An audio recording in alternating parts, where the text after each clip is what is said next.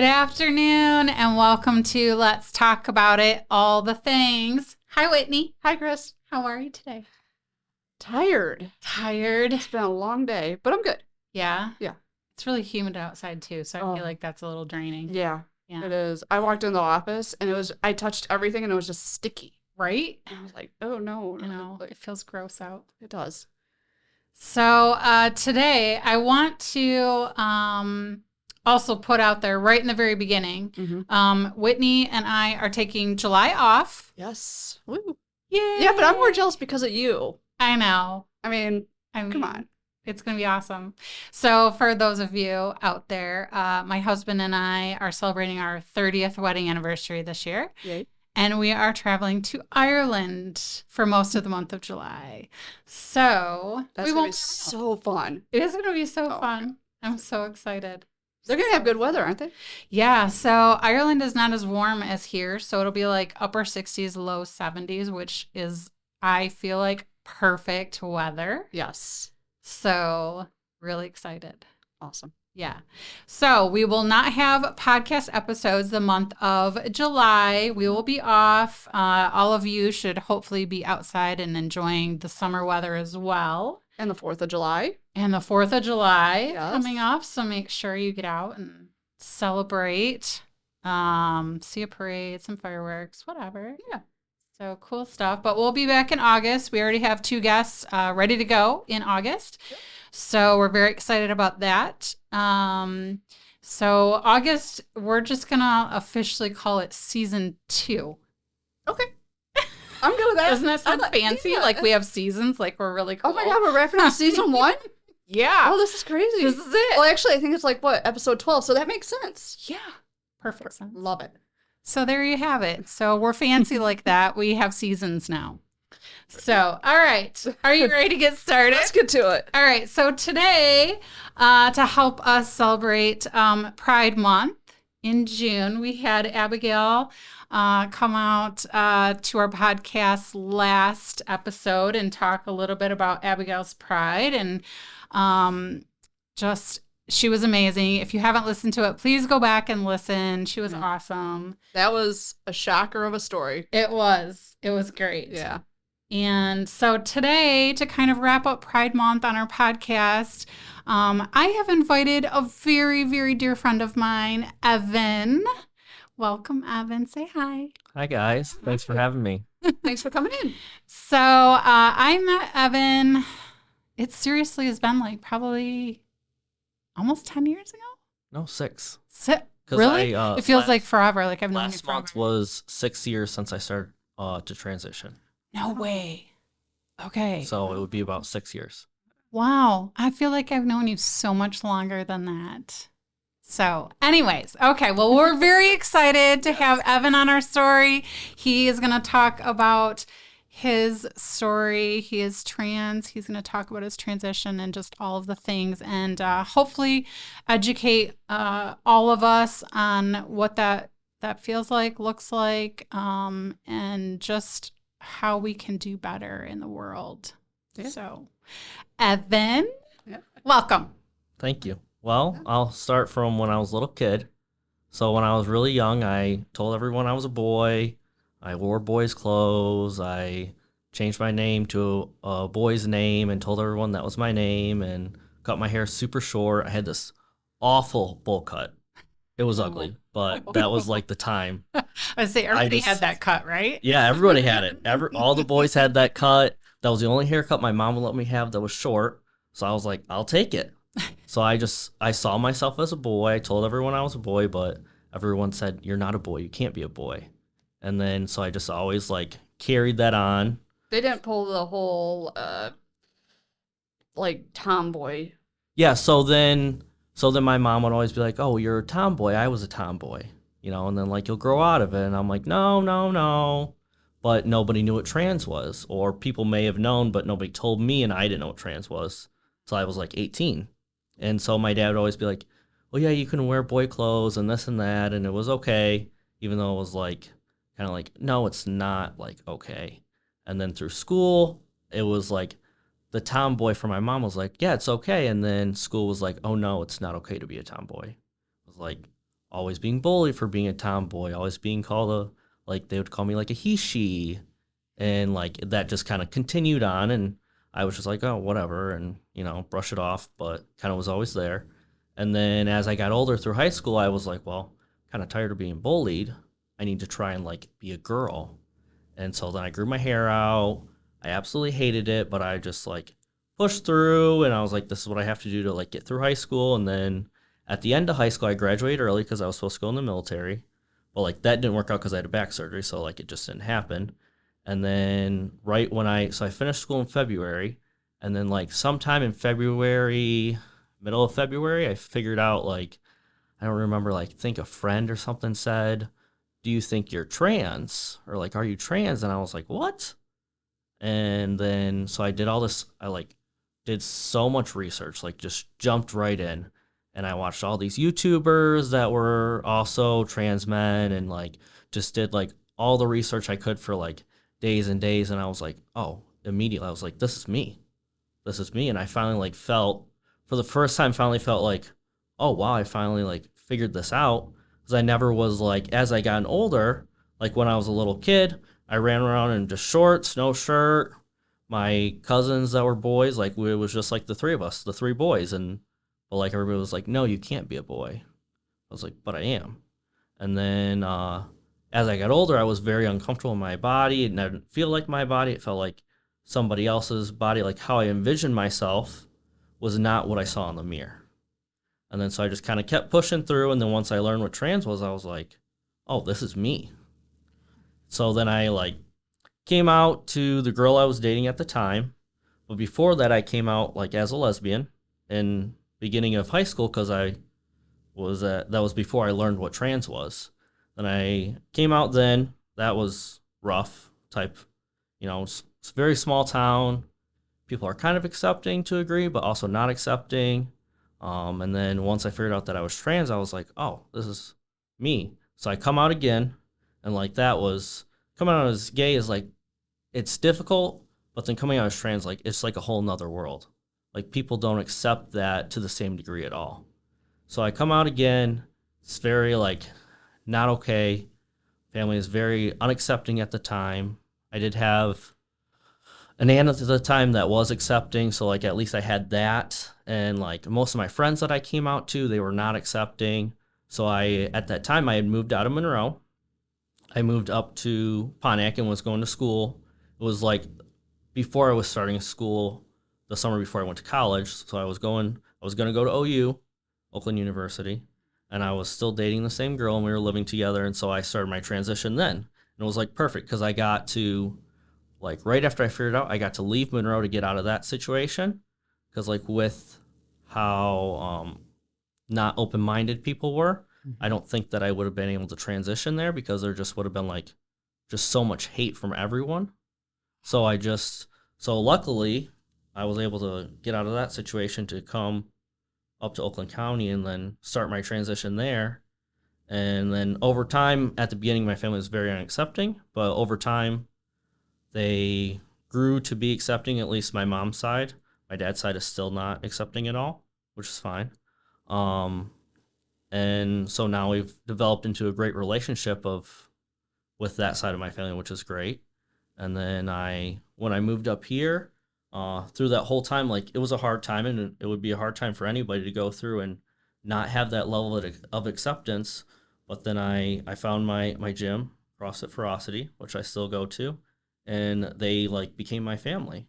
Through that whole time, everyone was there. I never had any issues with anyone.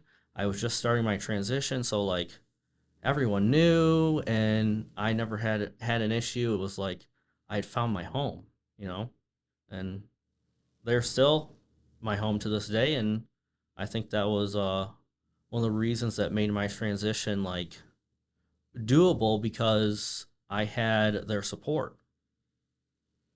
And then as I continued it, like I was very uncomfortable in my body. So luckily I was able to, through insurance, get top surgery to have a chest that looked like everyone else's. And then through hormone therapy over the last 6 years, I've been able to develop and change my body into how I always saw myself.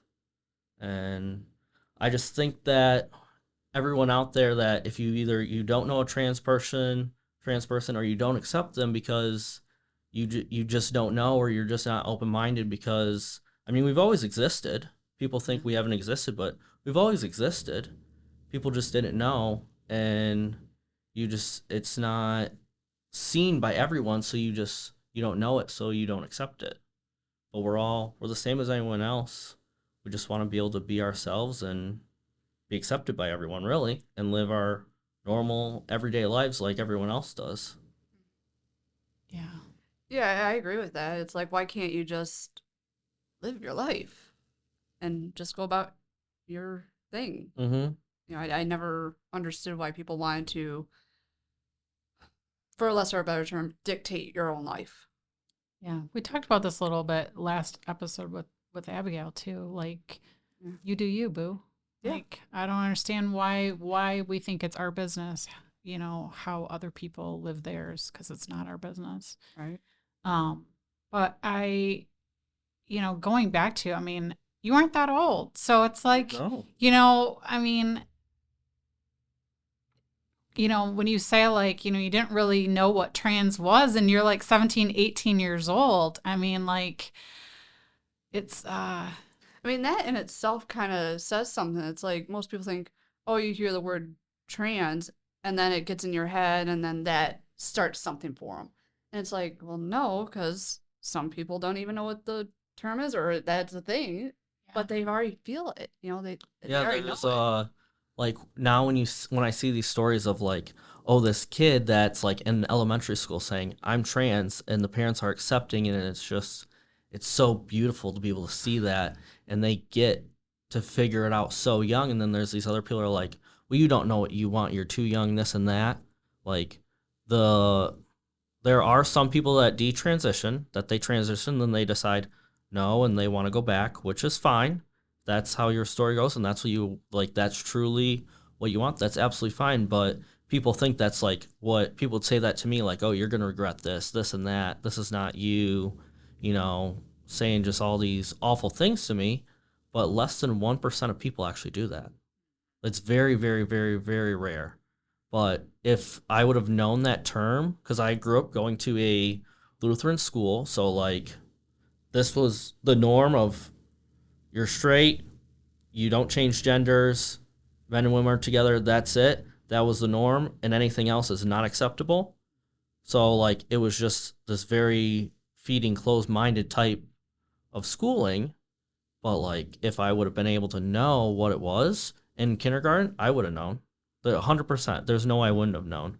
But it's just amazing to be able to see those kids that get to figure it out because things are becoming more progressive, or they live in a more progressive area and they figure it out, and they get to live their whole life that way, and it's beautiful. That wasn't my story. I don't think that would have ever been. I don't think I could have transitioned in Monroe, even if I would have figured that out younger. Because my mom is very accepting now, it is amazing and beautiful to have a parent that accepts you in that way. But at that age, it wouldn't have happened for me, you know. Yeah. But that's okay, and it's beautiful to be able to see that other kids get to have that, and that also depends on like your state. I mean, it's kind of on topic, off topic, but there are so many states now that are just making all this legislation so you can't have hormone therapy when you're a minor, which if you're figuring this out when you're a minor, you need hormone blockers so that you then one day can go on to hormones when you get to that age. And so that you don't have to, because just for like their mental health, like it would just make it so awful living in a state that you can't have access to the adequate medical care that you need. In some states, you can discriminate against a trans person for being trans and you not getting the adequate medical care. Like, we're the same as everyone else. Yep. We deserve to have the same amount of medical care and be treated the same and not have to worry, oh wait, I live in this certain state, I can't go to the hospital, I'm just going to have to tough it out, or whatever the case may be. That's so sad. That's so sad that is the state of our world right now. Just, Mm-hmm. I mean, Well, Well, yeah, of course it is.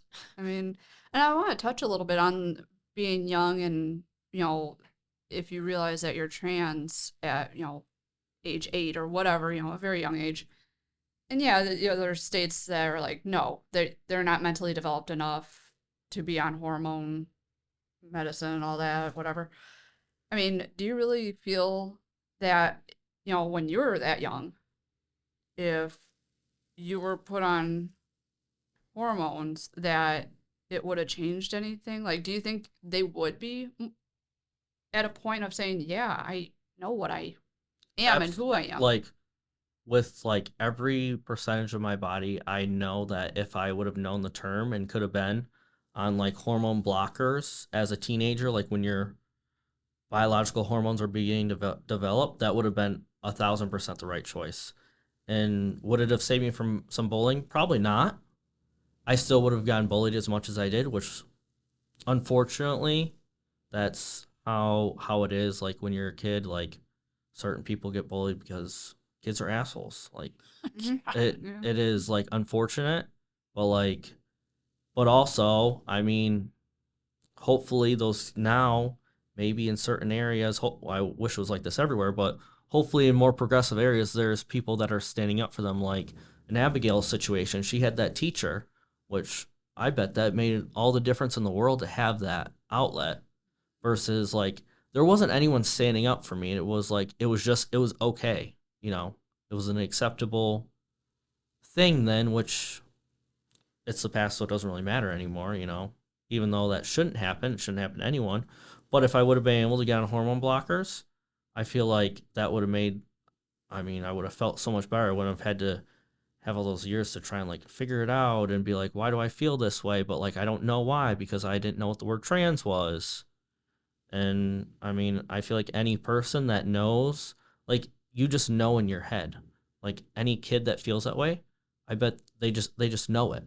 And even if I couldn't have explained it at that age because I kept telling everyone I was a boy and I just knew it, but nobody would listen. But like I knew it, and obviously it stayed true because I figured it out when I was old enough. When someone like asked me and I did some research, then I figured it out and be like, oh yeah, this is me. Mhm. And I think that's where most people that don't understand it get confused, because obviously it's not a thing that is very easily explained. That's your feelings. Those are your emotions that are inside. You'll never be able to really show that to somebody. So I think they're trying to figure out, like I was never a girly girl when I grew up. Yeah, I was that quote unquote tomboy, Mm-hmm. you know. But where do you draw that line of saying, yeah, I'm just not a girly girl. I don't like wearing dresses. I like pants, shorts, whatever, compared to a kid saying, I am a boy or I am a girl, and I think people are finding that hard to grasp.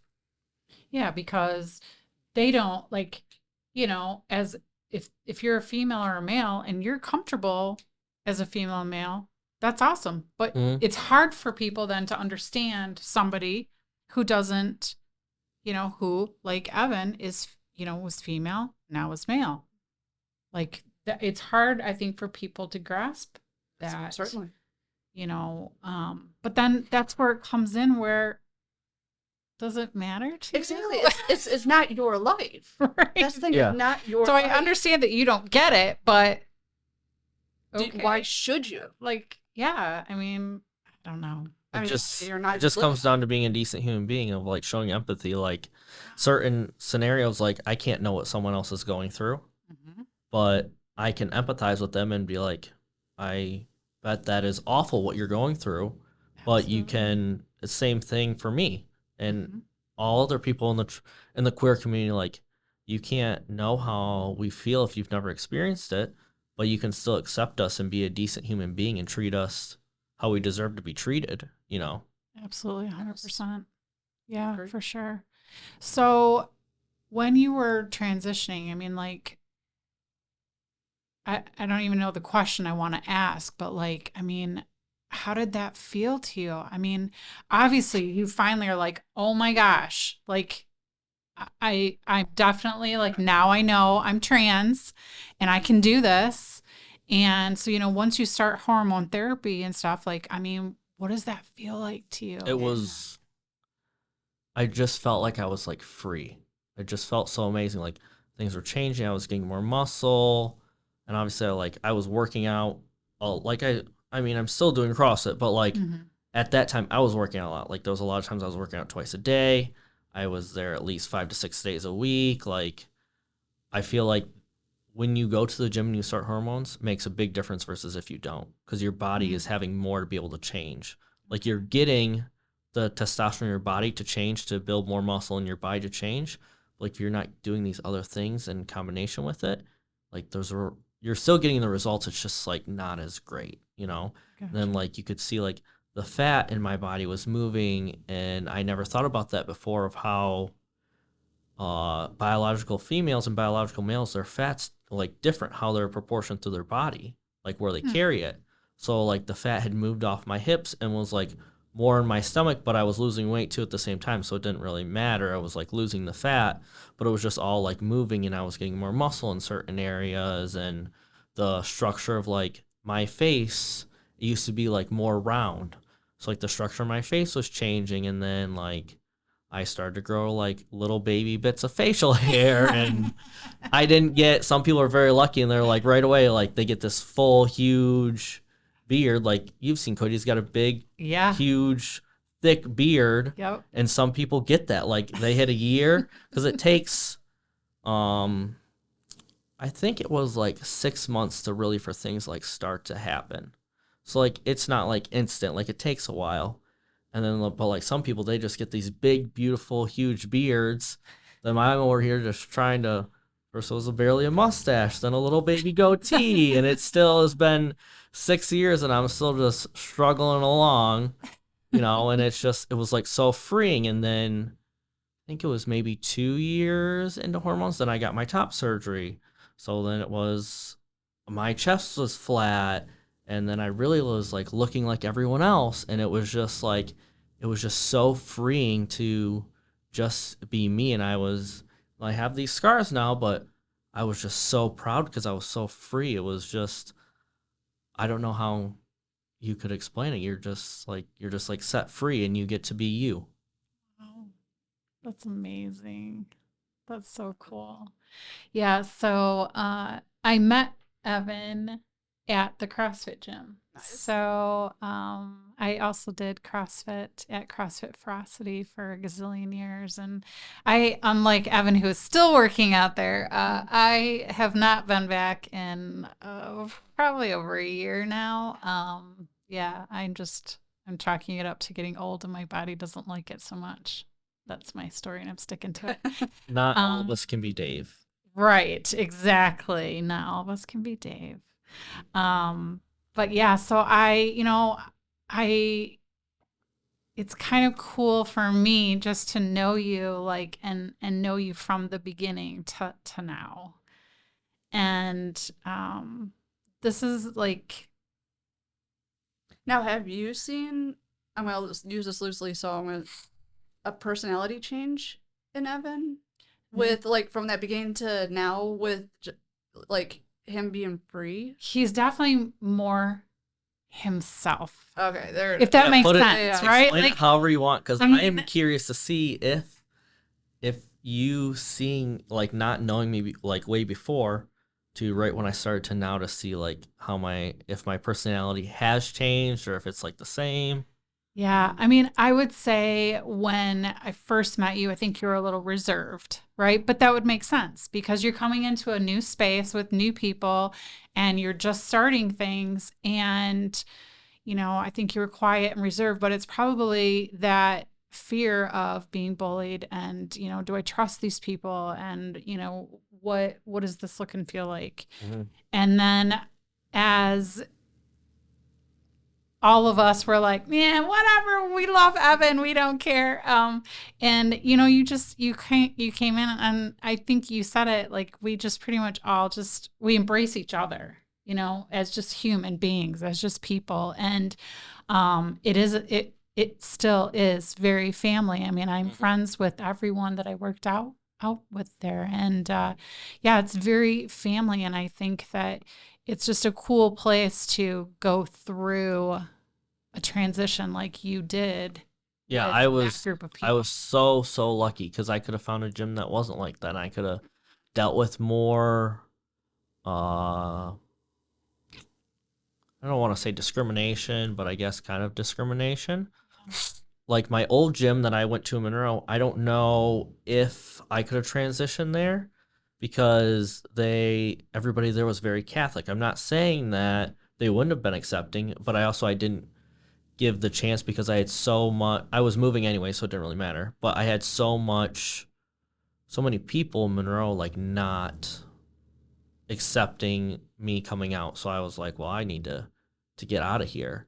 And then coming there, I was like doing absolutely everything that I could to make it so people didn't know. But then I was like, it's like I know people know because there's no way. Like some people I'm sure didn't know because they're not observant at all. But uh I know that at like being there, I was like, oh, all these people know, like it's okay. Everyone was accepting me for me. I had a few people use the wrong pronouns a few times, but then I was like, some people get very, very offended, which I did. I was offended, Mhm. but I didn't like outrightly be mad because I was like, well, I'm like kind of in this middle stage right now, so like I understand it. But I was just hoping it would stop. And then as things progressed, like it didn't happen anymore.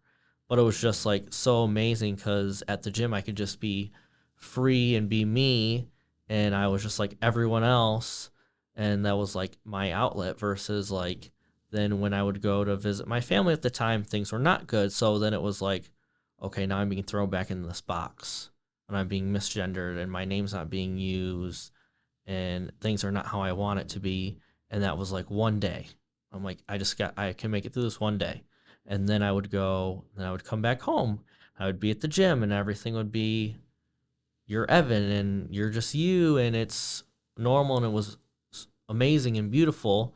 And then over time, things changed. And then everywhere in my life was like, you're Evan, you're just you. And there was no more using the wrong name or as trans people call it, but I don't know if everybody knows this term, as dead naming. Like you use the name they would call you by the name you were given when you were born by your parents. But then when you say, hey, no, this is my name now, people would be like, no, they wouldn't accept it and they would use that name either out of spite, piss you off, or just because weren't accepting. So then as time progressed, I got to just be Evan everywhere, and it wasn't. And then I was just like free everywhere. I didn't get to make myself like back into a box at some places. Yeah. Yeah. So it's interesting that you bring up the dead naming. I had never heard that term before, but I am a mentor at Before Clarkston. today, or No. So it's been, gosh. So I had a teenager actually explain it to me. So I'm a mentor at Clarkston High School for their Real Talk program. And it was at one of the Real Talks this last year that I the mentor group that I had, there was a trans, and she was talking about dead naming, and I asked her to explain it to me because I am completely uneducated and I didn't know what that meant, and so she explained it just like you did, and so yeah, like I feel like that's another reason I really wanted to have you on here because there's so much education, like, especially with trans and like using, the right names and the right pronouns. And I mean, did you try to correct people? Well, Like the if thing is they, it shouldn't be that hard when you say, "Hi, my name is," yeah. and a story. But I feel like that comes up with people that you've grown up with, right? So they knew you by this other name, and so now they're Yeah. dead naming. Yeah. Yes. So that was a problem, and it was mainly it was more so I don't accept you, so I'm not gonna use the name So you they were told me to. purposely So it saying, was all the dead naming that I received was purposely, which was just like awful. awful. It just felt like somebody's just like stabbing you and like twisting the knife every time. And then as time went on, like that stopped, which was amazing. But I mean, it took time, and for some people, like everybody's accepting right away, and that's great. But I mean, that wasn't my story, and that's okay. I mean, I am thankful for how close I am with my family now, Yeah. and be able to just be me and my boyfriend come over, and it's just normal. This is how it is, and they call him Uncle Cody, and they just love him, and it's not weird.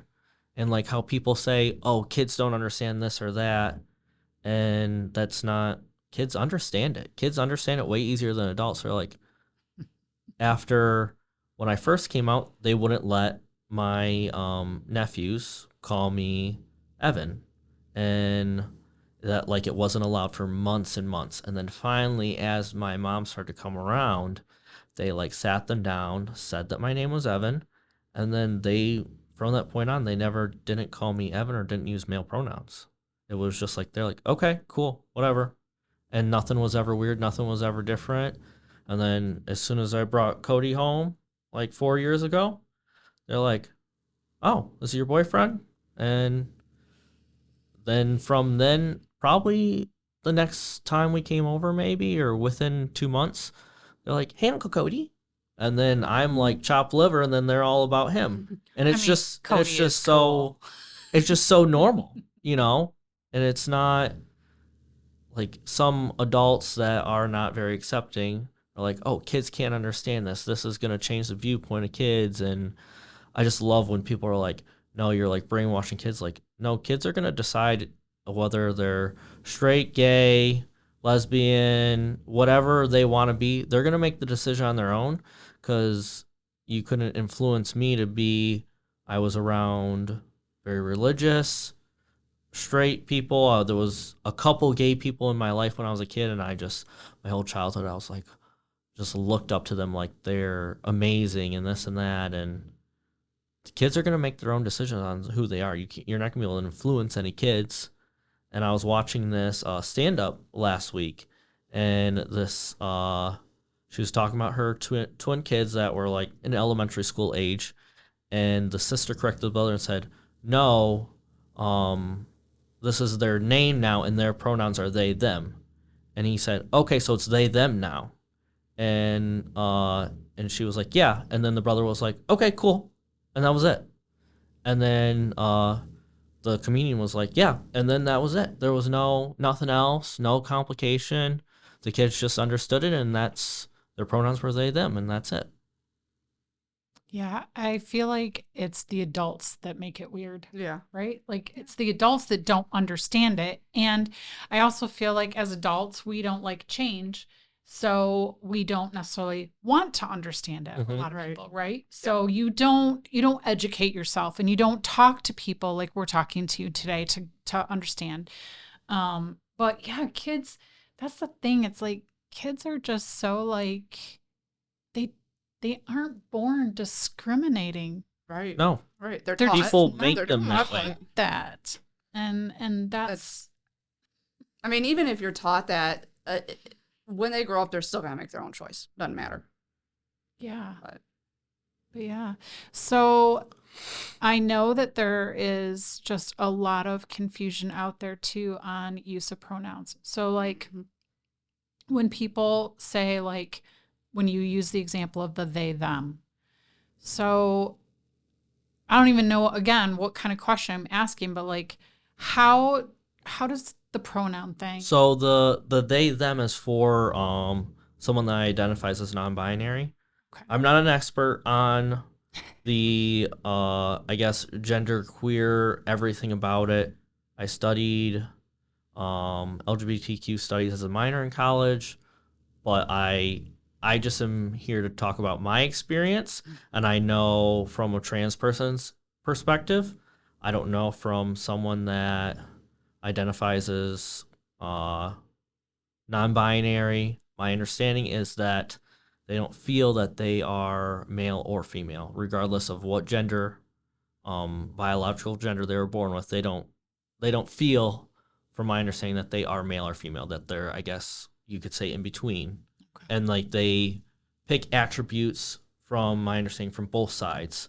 Like maybe they dress more boyish or something, or maybe they still wear makeup, or they just kind of pick what they want, and they don't identify with either male or female pronouns, so they use they them pronouns. So the proper term is to for I know for some people it can be more difficult, just because I believe for people it's more difficult maybe because it's just different. Yeah. Before it was we only had male and female pronouns. So you just use they them pronouns and replace with that. And yet it just takes, just like when someone transitions, it takes a conscious effort. Like it's really not that difficult. You just have to take a little bit of effort to make that person feel comfortable. And like in regards to or pronouns, when someone says, "Hey, my pronouns are male pronouns, my pronouns are female pronouns," then you just always make a conscious effort to use those pronouns.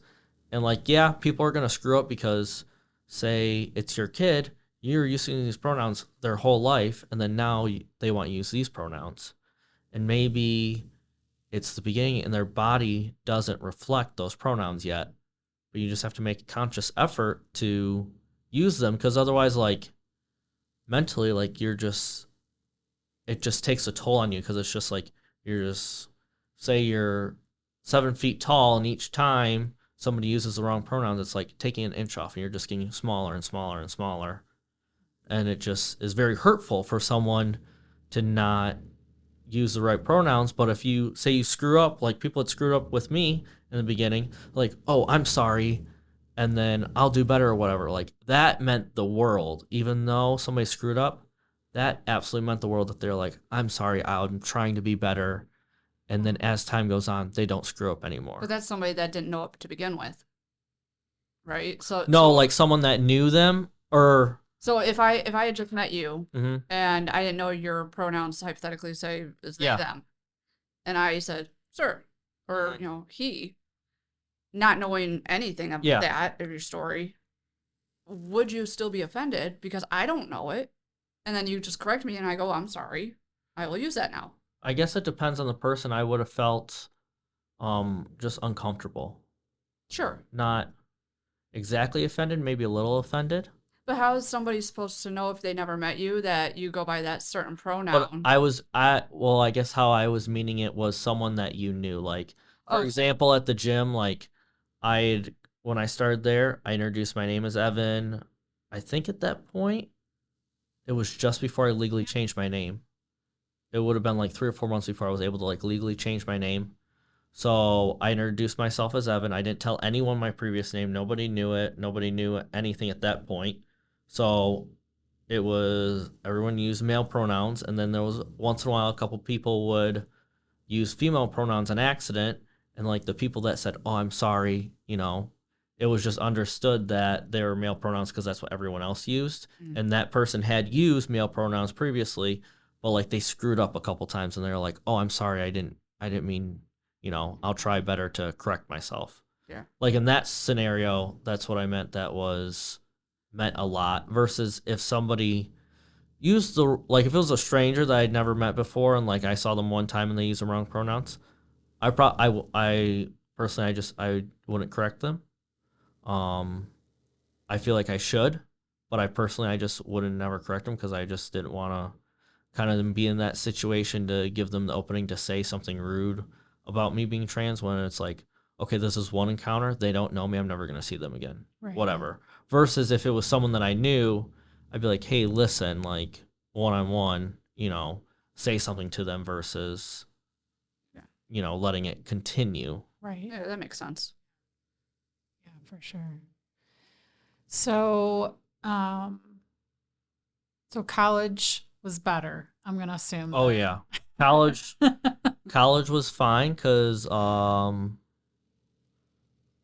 hadn't been able to legally change my name yet when I started college, but OU system was pretty progressive. I was able to go in there and select, "Hey, these are my pronouns," so it showed up on like the roster, Okay. and then put my preferred name in there, and that showed up. Oh, So I was worried like how it was gonna go, but I never had to go up and like correct a professor or something, or go out there and be like, "Hey, actually, can you call me by this name?"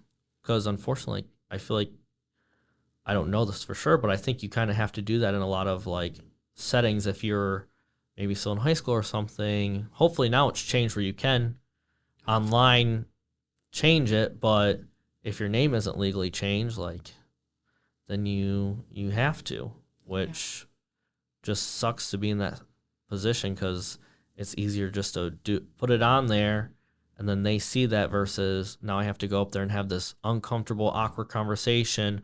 I don't know them. I have absolutely no idea how they're going to treat me. Are they going to not be accepting? Is this going to affect how I'm treating this class? Is this going to affect my grade? What kind of education I'm getting? Like, unfortunately, just all things you have to worry about being out there like that. Yeah. We just had a question. I got one. Okay. So when you start the hormones, is that going to be a lifelong deal? Yeah, so some people do go off hormones because I know a lot of people think this is taboo or wrong or whatever your opinion is, but it just boils down to like you just need to accept people and not be an asshole. But like I will never go off hormones. But like I know some people, they call them in the queer community, they call them seahorse dads. So they're on hormones for however long they want to be on hormones. They go off hormones, so their biological hormones will begin to develop again, and then they are actually after like 6 months they're actually able to naturally like get pregnant and have a baby if that's something. I know some people have chosen to do that. I personally would never do that, but for some people like that's okay and they do it, and that's I think that's absolutely amazing because just the stuff I've seen online of the backlash of people just being so awful to them and all they want to do is have a family, you know? And there's nothing, people say, oh, we don't know if it's safe and this and that. Like, there's nothing that's unsafe about it. There's nothing, all these babies come out naturally healthy like every other person. It's no different. So then, like, in that instance, they go off hormones, and then after they would be like fully done, like, if they just decide to, well, I don't think they could breastfeed, actually. Most likely, unless they didn't have top surgery, then they could. But other than that, they would go back on hormones like after, and they would have been, when that happens, usually they're so far into their transition that they're not going to lose anything. They might lose some muscle mass during that time period, but then they'll gain it back once they go back on. And then, like, for me, and I would say most trans people, when you go on hormones, you just stay on hormones like forever. There is some research that it can cause like some health issues maybe down the road, but it seems more just like normal health issues that males have, like maybe like high blood pressure or whatever type of health issues that a cis male generally has as they get older. Nothing that's like, I guess, different or special due to the hormones, but I'll be on it like for the rest of my life. But there are some people that decide what I have now, like it wouldn't go away. Mm-hmm. I just wouldn't be able to put on, I think, muscle mass as easily. But like what I have, it would just stay. Like my facial hair is still like slowly still triggering in because it's just very slow for me versus some other people it's not. So if I stopped, then I wouldn't get any more than what I have now. It would just kind of just stay. Versus if I stay on it, then like it can continue to increase. And some people are like, oh, I don't want to be on hormones anymore. I've gotten everything that I want. I don't want to be on hormones anymore. But personally, I feel like I would never feel that way. But it's just something that it's like anything else. It's just a medicine that some people have to take. Some people have to take other medicine for forever. Yeah. So like it's kind of just the same thing. And I know there are some people that like insurance is an issue. If you don't have insurance, I don't know how much hormones are, but I'm sure they're not cheap because it's comes down to a privilege thing. Like if you're not able to get insurance, you can't get on hormones. Because I've talked to people that are like, well, I don't have insurance, so I can't get on hormones. I was on hormones for a year, and then I had to go off for a year. Then, and also, it's not good for your body to like up and down. They want like, I know the doctors want more of a stability. I don't know why. It's not exactly good for your body if it affects like what changes you get from the hormones. I think it can. I'm not really sure on how that happens. But if you don't have insurance, like some people, they can't afford to pay for it because it's expensive. And they do have like some programs. I was lucky. I mean, I always had insurance, but I was lucky enough when I started. There was this program that if you start, you're under 21. This hospital, it was a grant, a federal grant. The hospital paid for your office visits and all of your hormones. Wow. And since I started that when I was 19, then once I turned 21, my doctor, she was absolutely amazing. If I could still go to her, I would drive an hour to go to her. She was so amazing. And when I turned 21, she's like, "Yeah, you have to like find a new doctor." I'm like, "What do you mean?" Because like she was just super cool. Every time I went in there, we would talk for forever. She was just so cool. I'm like, oh, me and her could totally be friends, but like we can't because she was my doctor. And she was like, "Yeah, like no, like you have to." I'm like, I thought that was like a joke. I didn't think that was serious. That like I had to find a new doctor when I turned 21. She said, "No, like the program is specifically only for 18 to 21, so now you have to like go find a doctor." She's like, "These are like the ones I recommend." I was like, "This is shit. Like I don't want to leave it here." But it was a great program for like being able to get on hormones because a lot of people in that time frame, like you have unaccepting parents. Even though at that time my family wasn't accepting, I at least still always had insurance. I didn't get kicked out of insurance because otherwise I would have been screwed. So I was in college, like there wouldn't have been anything I could have gotten. Wow. Do they So still have that grant? I don't know, but I could probably find out and let you know. I'm just curious because, I mean, wow, Yeah. that could be a real difference maker. Yeah, Oh, it yeah, was for it sure. was through Henry Ford. So I'm not sure if they still. I would assume they still have it because that would have been like 3. Because I didn't think I actually. I think she gave me a little bit of extra time. I don't think I actually had to find a doctor till I was 22. So it would have been 3 years ago. So I would assume they still have it. But it was through Henry Ford that like had the grant. But I know for some people like they can't get on hormones or can't stay on because of insurance, and like that's just like sad that they don't even get, you know, their that to me that's just like basic medical care, like any prescription that you would need, like someone that needs a prescription for high blood pressure or whatever. Or It's just like insulin for diabetes for the yeah, rest of your life. Or like, yeah. it's any of just that like stuff. basic medical care. Yeah. Yeah. And, talking too about like, is it bad for you to be on your whole life? Well, I mean, have you seen the commercials for some of these pharmaceutical drugs for heart conditions and Yeah. high blood pressure? I mean, like they always end with "and could be death," Right. and I'm Side like, effects. what?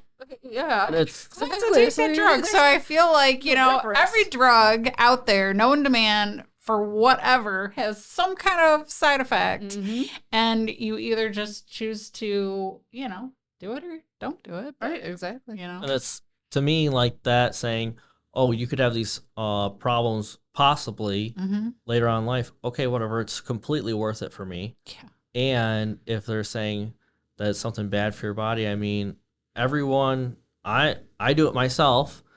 Everyone eats things that we're like not supposed to eat and aren't healthy for us, and we know that is not beneficial for us in the long run. Like all these different processed foods, energy drinks, like I eat and drink all those things and I know it's not good for me. It's no different than being like taking a medicine that okay, maybe this isn't good for me, but it is good for me because this is what I need, even if there might be one day I might get some sort of medical thing that I need a prescription for. Like it is beyond outweighs the pros and cons for me. Absolutely. Yeah. And the insurance thing, I mean, to me, it's a lot like mental health too, because I mean, there's so many insurances that don't cover therapy. Yeah. Yeah. It's true. So, just from my standpoint with mental health, I mean, that's a big one, so like insurance doesn't cover mental health. It doesn't And cover yet it'll cover now. everything else. Yeah, pretty much. almost. So yeah. Okay. So I remembered my question. So I wanted to go back to you legally changing your name. So you said that you could, like, you had a time. So how does that work? So what do you mean? Like, you can't just go in and change your name So legally? Like, I I don't had to understand. be on hormones for at least 6 months. And then you had to show, my doctor had to write a letter showing that, like, she was saying that I could change my name and that I was on hormones for at least 6 months to have her, like, signature, her doctor number thing. So I had to take this form, and then I had to go. This is when I got changed. This is how it was, but now I believe it's much easier.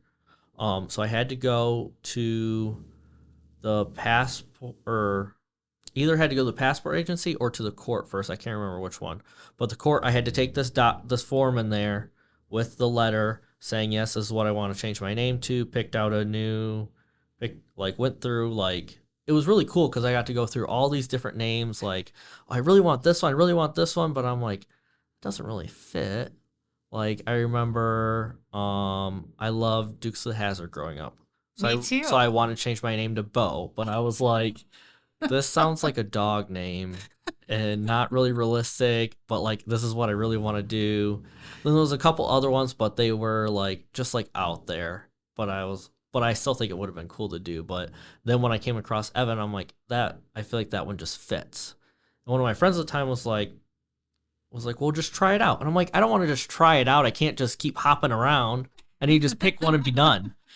So then I was like, fine, I'll try it out. So I tried it out, and I was like, yeah, that's it. We're sticking with that. So I go to the court, I fill out the form, give them all the stuff. I have to go through in front of the judge. Like, I'm super nervous because I'm like, because I had to do it in Monroe because at the time, my license still said I lived in Monroe. So I was like, oh, great. So I go to the courthouse, I do all this stuff. Like, I'm like terrified, and Now that's so changing your birth certificate, right? Like, so I've actually never got my birth certificate changed. I researched the law at some point because I was born in Ohio, and the Ohio law is a lot more difficult than Michigan. ooh. So I don't need it really for anything. So I never actually got it changed because it was. I remember when I researched it years ago, it was just so hard to do. And I don't even know if I was able to do it with Ohio's law. You can in Michigan, but I don't know if I could do it in Ohio. So this was just to change my driver's license. Okay. So then so I go in front of the judge. I can't remember exactly what he said, but he made some comment about like, "Oh, are you sure you really want to do this?" Oh boy. And I'm like, "Yeah, like obviously I'm here. Like, Yeah. what do you? This is costing me a ton of money. I have no money. Right. Like, I'm super broke. Like, what do you mean? Yes." So then he was like, "Okay," and then signs the thing. And then either I had to do that first or I had to do the passport first. I can't remember. But then I take everything I have. I make an appointment at the post office for the passport agency. And then, because I think I had to do the passport thing second, and then I go and I give them my all the court paperwork and the letter from the doctor, send it to the passport agency, pay like $250, Whoa. and because my passport was still valid, but they wouldn't update it without all the stuff. So, but it was like, nope, you're not just updating your passport, you're getting a whole new one. So then they take my old one, destroy it. Then they eventually send me a new passport. And then I take that new passport to Secretary of State then to get a new license. And then I have to pay to get a new license. Then I had to pay for the court fees and all that. But at least at the time, my one aunt that was very accepting when I came out, she actually paid for all of it. Oh, Wow. So I was very lucky. If not, I was throwing on a credit card because it was the second I could do it, I was getting it done. Because I know some people they don't. They just wait and wait. But like it was like this needs to be done now. The second I could do it. But now I believe the process is all you have to do. You still have to go to court to get your name changed, which the court fees weren't much. But then you can just go to Secretary of State and get a new license for $25. Like you don't have to do the whole passport thing anymore in order to get it done. That's nice. At least So- one little change. So it is easier now, but it was much more difficult before. that's crazy. That is crazy. Yeah. So that was gonna be my next question: is how you decided on Evan. So Oh yeah, now, although I mean, Bo is fun. I know. I still think it would have been so much fun, but I don't Your know. middle name, Bo. Yeah. I could have. Evan Bo. Yeah, I could have. I chose Ryan. My aunt was like, "Hey, you should use this name," and I didn't know what to use. And at the time, I was trying to involve my mom to help her pick out the name because I thought maybe that would help, but that didn't help. So she basically said no, that she wasn't picking out a name. So then I was like, didn't know what to choose, and I'm like, well, I need to choose it like now. So I'm like, I'm not waiting another day. So she was like, hey, why don't you choose Ryan? And I was like, same. Before I kept the same initials the whole way, so I was like, oh, that'll fit. And I was like, yeah, sounds good. But I could have done that too. And I just feel like, I don't know, maybe you can decide or not. I feel like Bo wasn't fitting for me. Yeah, I mean, and I don't know, maybe that's just because I know you as Evan and I've only Yeah. known you as Evan. Yeah. So maybe, but I mean, yeah, you're just Evan to me. I mean, but Bo's fun. But I don't know. Maybe I don't really know what you look I like feel like Bo. it is fun, but I really don't think it would have been fitting. And also, my neighbor down the street just got a dog, and they named it Bo. So I totally get what you're saying about it being a dog's name. Yeah. I think that was the Michelle from the gym that moved down to Florida. Oh, Her, I'm pretty sure when I watched her dog, his name was Bo. So that's probably good that it didn't end up being Bo. So, I mean, now, I mean, your career, I mean, do people know? Do they care? Do you even want to talk about So when the previous department I worked for in college as a cadet and then also as a officer for a bit, I had to tell them because it asks like all the background checks. It asks you if you've ever had a different name. Like if I don't put it on there, then I'm lying. Then that gets me kicked out of background because police officer lies. Like you're done. You will never have a career again if you ever lie. So I had to put it on there. So like I had talked to them with it, had no like issues like hiring and everything like that. And then when I went to the police academy, I didn't tell anyone because it was kind of like you're back like in high school where it's like this is how things are, very strict this way. I don't want to target on my back. I don't want to be anybody to know. I want to just get through my 6 months of the police academy and be done. You know, so I didn't like put it out there like that. People knew that that I was gay, that I had a boyfriend.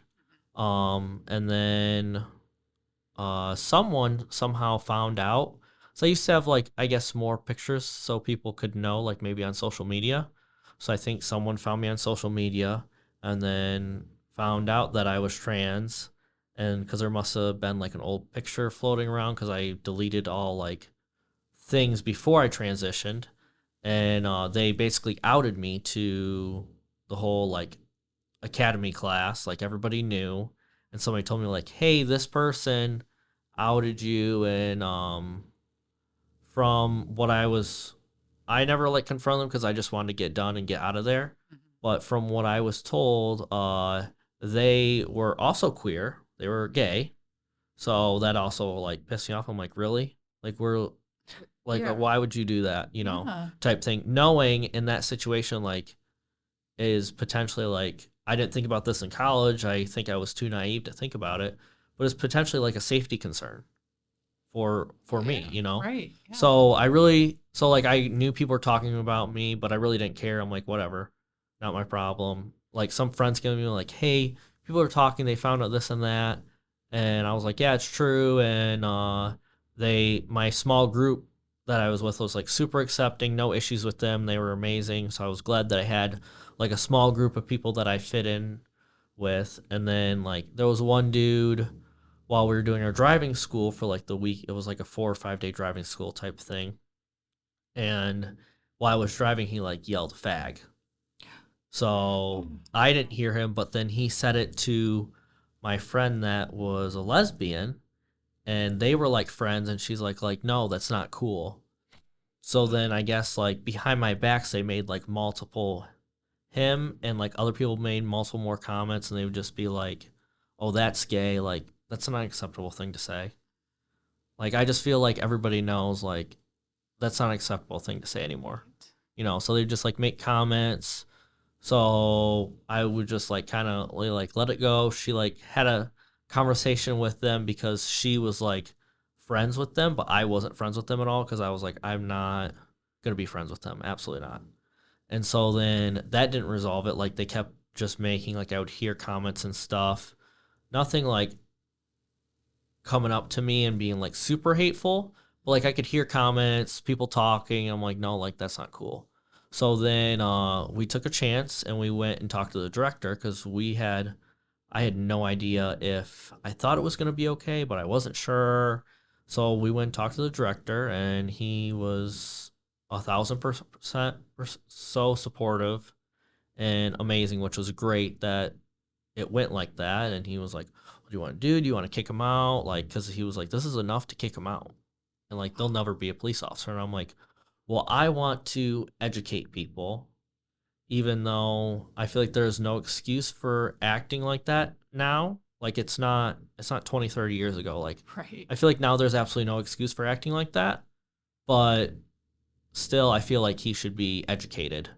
So then he had a conversation with them, didn't like say that it was me or whatever, but obviously I'm sure he knew it was me because they were directed at me and my friend. So he knew that it was one of us or both of us or whatever. So then like for a few days nothing was said. Then we would hear comments again. So then like we went and said something again, so he got in trouble or whatever. We still were like we didn't kick him out of the academy even though like I was given that option. I just still didn't feel that it was like I'm not trying to ruin somebody's career. I just want them to fix the behavior. Then after like that second time, there was like not an issue again. I'm not saying that changed him. I don't think it changed his viewpoint. But he ended up getting hired from at a department and getting fired, and I believe his license possibly taken away. So it was karma. Karma came like I gave him the second chance and karma came for him, so it was totally fine. And then now like I'm not if it was to come up or whatever, like I've always said that if I'm on a call at work and like I've had it before that I was on a call, this guy was just beginning to transition. He was somebody called about him having some suicidal ideation. So go there talking with him. My partner goes inside to talk with like the family because he's still living at home. Then me and him talk outside. And I always told myself if I was in that situation, I would be open about my identity. And I was. I straight up told him, I said, I'm also trans. I transitioned this many years ago and this and that. And immediately his face just like lit up Yeah, because because he felt seen and heard. he was going through the bouts of his family being accepting but not accepting, still being at home and this and that. So I feel like I don't know if that saved him, but I think that day it did. I know for sure because I saw him like the week later, and he was like, "Hey," like I was just getting a coffee, and he was like, "Oh hi," and like we just said hi, and he seemed like happy and fine. So I hope that I know that night it made the difference, but I hope in the long run it continued to make a difference. And I always said if I'm ever in that situation, I'll out myself. I'm not gonna not because if I can help someone, same thing with doing this today. If somebody hears this and I can help someone, then it's absolutely worth it. So I'm not in my everyday life like people who know me for forever. No, but new people I don't tell them unless there's a situation where it feels like, oh, I should tell them this will be helpful or something like that. And at work now, I'm like not out about my trans identity, but if people hear this or see this and then it is out, then that's totally fine. It doesn't really matter. I just enjoy being able to just be me. Now, being at this point in my transition, I don't have to tell people. Yeah. It's so nice to just be me and just be, I guess, a normal person or however you want to put it. It is nice to just be able to do that and not be the trans person, even though that's okay. There's nothing wrong with that, but it is nice to, I guess, not be that outcast.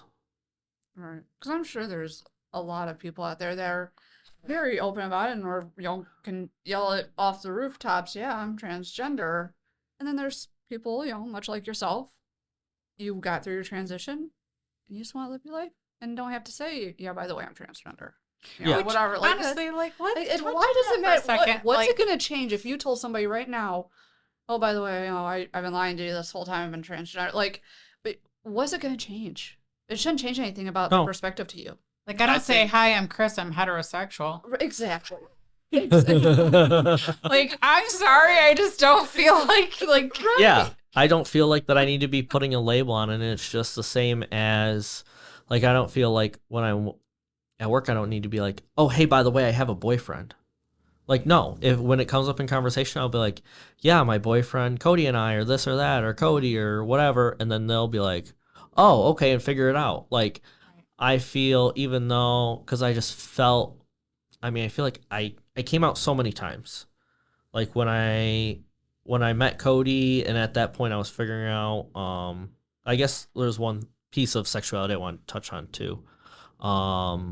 That I feel like a lot of trans people, like before I figured I was trans, I thought I was a lesbian and I was attracted to women. And at the time, that was the same gender as that I believed myself to be because I didn't know what trans was. And then when I started transition, then I was like attracted to men, which I was never attracted to men prior to transitioning.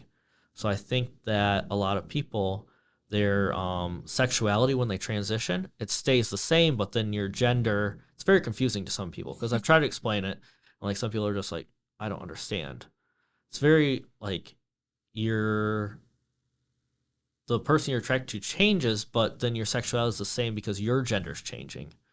So so then when I figured that out, then it was like, oh my God, I have to come out another time. And I'm like, I can't, because the first time, like, I was terrified and I was like lightheaded. The second time, I literally thought I was gonna absolutely pass out. Like, I was shocked I didn't. And they first, it shouldn't be, but those are both those times. Like, I've had to have very difficult conversations, but those two conversations were by far the most difficult words I've ever had to say, which sucks. It shouldn't be like that. It should just be normal. And now there's like these TV shows that just show that it's just like, yeah, it's normal. You don't need to like come out anymore, which is amazing. And so after doing it so many times, and when I met Cody, I was like, I can't do another coming out. I can't do it. I don't want to do it. So then it was just like, hey, this is my boyfriend. And it was just fine, which was great. And after that, I'm like, I don't want to keep coming out because it's like literally every new person you meet, you have to come out over and over again. And it is just, it is so exhausting. So it's the same thing with being gay, being trans. Like, it's just so exhausting to continually come out. So I was just like, I'm not going to because it would just cause me like so much stress about it. So I'm just like, not that it doesn't cause any stress still. Like when I first bring up that I have a boyfriend or whatever, like it still causes stress with new people because you don't know how someone's going to react, especially like at work. Like I most of the time I usually have no idea how somebody's going to react. I'm like, it's either going to be good or bad, but either way, it doesn't really matter because I can't get fired over it. So my job is safe. So, I mean, somebody can have an issue with me and it doesn't really matter. It is what it is. So it's just, if one day we got to a point where nobody had to come out anymore, it was just like wouldn't that be normal, beautiful? that would just be so beautiful. That would be amazing. Yeah. Well, this has been, speaking of amazing conversation. And Whitney and I are so grateful, Evan, for you coming on and really appreciate it. Telling your story and just talking about all the things. And is there anything that you like kind of like want to finish off with? Any last kind of words for our audience? Just if there's anyone that is trans or queer or anything that they want to reach out to me and have questions, if you're reaching out to be rude and say something hurtful to me, then don't bother because I'm not interested. But if you have questions or anything like that, or struggling with the identity of your own and figuring yourself out, I've helped other trans people in the past, like with kind of like mentoring and figuring that themselves out and helping them along the way. You can reach out to Chris and she'll pass my contact info along. So I'm absolutely happy to help in any way that I can. If there's any parents that are struggling with their kids are coming out as trans or any part of the queer community and you just don't know how to handle it or you need help or someone to talk to about that and knowing like having my experience, you can also reach out to Chris and she can pass my contact info along. Excellent. Yeah. So reach out to me at Chris, Kris, at onadragonflieswings.com. I am a friend of Evan's, so I will vet you. And if you are an asshole, It's not going anywhere. it's not going anywhere. So thank you again, Evan. Thank you guys so much. We really appreciate it. Final reminder. No shows in July. No shows in July because we're fancy and we're starting. And this is our last season. Yeah, so season 2, August. All right. So everyone have a great July and we'll see you in August. All right. Catch you On the flip side. This podcast is presented solely for educational and entertainment purposes. We are just your friends. Whitney and I are not licensed therapists, and this podcast is not intended as a substitute for the advice of a physician, professional coach, psychotherapist, or other qualified professional.